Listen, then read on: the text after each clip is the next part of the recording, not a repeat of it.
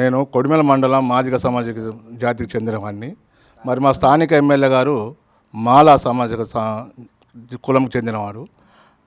అయినా నేను కాంగ్రెస్ కోసం నాకు ఎంత చెయ్యాలంటే అంత చేసిన. ఈ మండలం కాకుండా వేరే మండలాల్లో ఎన్నో మండలాలు తిరిగి ఆయన గెలుపు కోసం కష్టపడ్డా, తిరిగిన, చేసిన. తర్వాత నా అనుచరులు, నా మాదిగలు కొంతమంది చాలామంది నాతోని కొంత మాటలు కూడా అనడం జరిగింది. అవమానాలు భరించిన.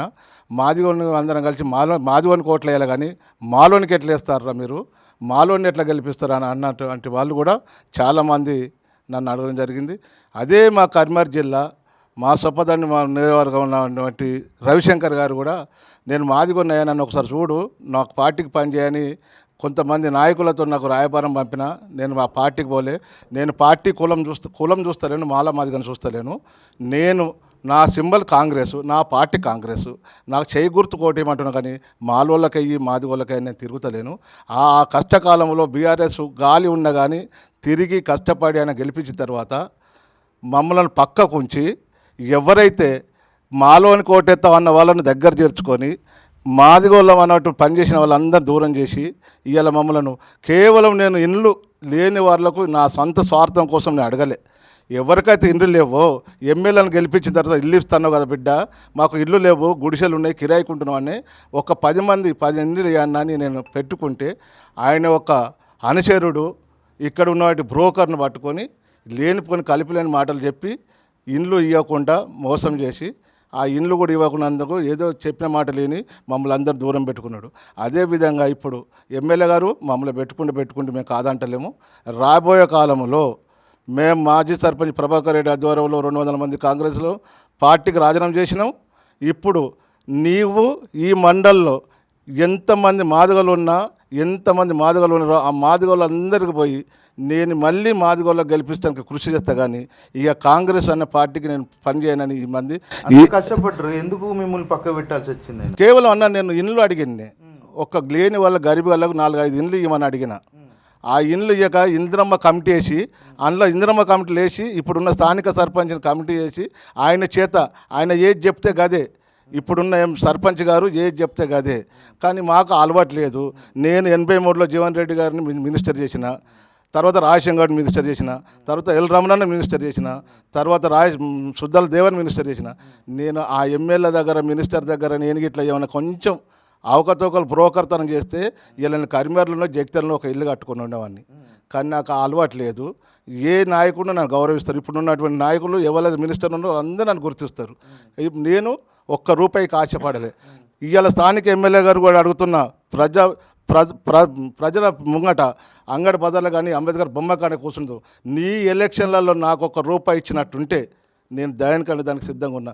మీ అనుచరులు కానీ మీరు సిద్ధంగా ఉంటే నేను దానికి ఒప్పుకుంటాను. పేదల కోసమే కదా ఇందిరమ్మ ఇల్లు, మరి ఎవరికి ఇచ్చారు మీరు చెప్పిన పేదలకు కాక? అన్న ఎవరికైతే ఇండ్లు ఉంటాయో వాళ్ళకి ఇచ్చుకున్నారు. వాళ్ళకి ఎవరైతే బ్రోకర్ నడమ ఎవరైతే వాళ్ళకి అనుకున్నగా ఉంటారో అనుకున్న వచ్చి వాళ్ళకు అర్హులు ఎవరు లేరు. ఆయన ఇచ్చిన ఇండ్లల్లో అర్హులు ఎవరు లేరు. కానీ నేను బయట పెడితే ఏంటంటే మా వర్గం మేము కొట్లాటడు అవుతుంది. నేను అదే ఇప్పుడు ఎమ్మెల్యే పంపించేసినాం, ఇలాంటి తారతమ్య భేదాలు లేకుండా అని చెప్తా ఉన్నారు. అన్న ఒకటి మీ మీడియా ముఖంగా చెప్తున్నా, ఇవాళ నేను మాదిగా ఎస్సీ వాడలో ఒక లీడర్గా ఉన్న కాంగ్రెస్లో ఎస్సీ వాళ్ళకి ఎవరికి ఇల్లు ఉన్నాయి, ఎవరికి ఇల్లు లేదు నన్ను అడగాలి. నన్ను అడిగితే నేను చెప్తా. ఎవరిలో తీసుకెళ్ళని సంబంధం మాదిగోళ్ళ దగ్గర సంబంధం లేదు. ఎలక్షన్ అప్పుడు ఓటేయమని చెప్పని సంబంధం తీసుకుపోయి ఇండ్లు రాసుకొస్తే వాళ్ళు ఎవరు అనుకున్నట్టు వాళ్ళ కార్యకర్తలు మొన్న స్థానిక సర్పంచ్ పోటీ చేసేందుకు ఆయన కోసం రాసుకున్న పేర్లు తప్ప కరెక్ట్ అయిన ఓటేసిన వ్యక్తులు కానీ ఇండ్లు లేని వ్యక్తులకు ఇండ్లు రాలే. దానికోసం మనసు బాధపడి ఇవాళ నన్ను నిలదీస్తావా అన్న ఆలోచనతో ఆయన నాతో మాట్లాడకపోవడం, దగ్గర చేయకపోవడం, ఆ ఒక బాధతోనే ఇలా మేము కాంగ్రెస్ పార్టీ నుంచి బయటకు వెళ్ళిపోవడం జరుగుతుంది. ఇన్నేళ్ల కాలం పనిచేసి పార్టీలో ఇప్పుడు ఉన్న పలంగా పార్టీ నుంచి బయటకు వెళ్ళడం అంటే కొద్దిగా బాధాకరమైన విషయమే కదా. ఎందుకంటే పార్టీ అధికారంలో ఉంది కాబట్టి పనులు కూడా చేసుకునేటువంటి వెసులుబాటు ఉంటుంది కదా అన్న. మేము అప్పుడు పార్టీ అధికారంలో లేనప్పుడు కూడా ప్రతిపక్షాలు ఉండి కూడా కష్టపడ్డాం.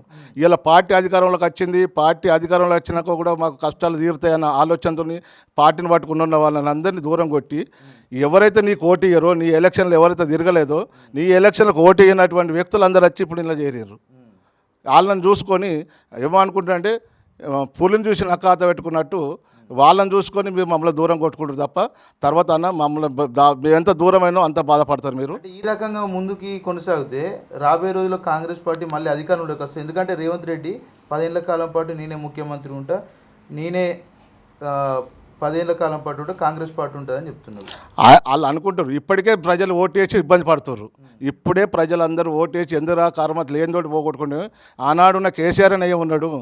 ఈ రేవంత్ రెడ్డి వచ్చి లేనిపోయిన కష్టాలు తెచ్చుకున్నామన్న ఆలోచన మీద అందరు గుండెల్లో ఉన్నది. ఇప్పుడు 3 సంవత్సరాలు అధికారంలో ఉంటుంది కాబట్టి ఎవరు నోరెత్తలేరు. ఒక 6 నెలల ముందు ఈ కొడిమల మండలం కానీ సొప్పదండ నియోజకవర్గం కానీ కాంగ్రెస్ పూర్తి లేకుండా కొట్టుకుపోతుంది.